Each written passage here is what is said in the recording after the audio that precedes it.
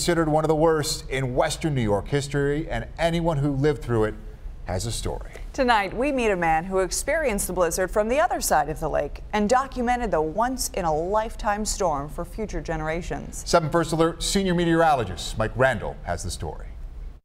The binoculars get a workout at Erno Rossi's house lately. He's been watching the swans out on Lake Erie. Swans stopped their southern migration here, and they're resting in the bay out here. It was here 40 years ago in his Port Colborne home that Erno had a front row seat to the blizzard of '77. I saw this big wall of white coming across the lake.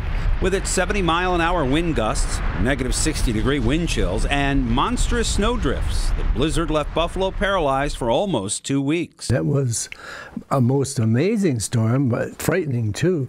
Erno says it was the same on his side of the lake. That's why he went to work on a book.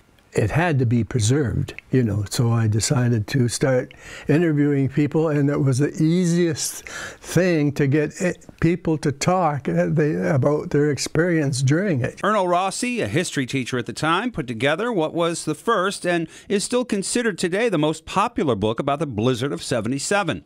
He called it White Death. News of that storm went around the world, and they reported it in East Africa. In their language, they didn't have a term for blizzard, so they called it this White Death. What may be most remarkable about Erno's book is that he couldn't find a publisher. I sent it to a Toronto publisher to look at, and they said, this did not happen in Toronto, So they weren't interested. I tried to tell them the Titanic did not sink in Toronto, but they just didn't get it. So he published White Death himself, selling 5,000 hard copies and 10,000 paperbacks the first year. I've been putting out 5,000 editions every 2 or 3 years ever since. Erno Rossi still writes every day. One of his other popular books is about Crystal Beach. He admits, even 40 years after the storm, White Death is still his bestseller.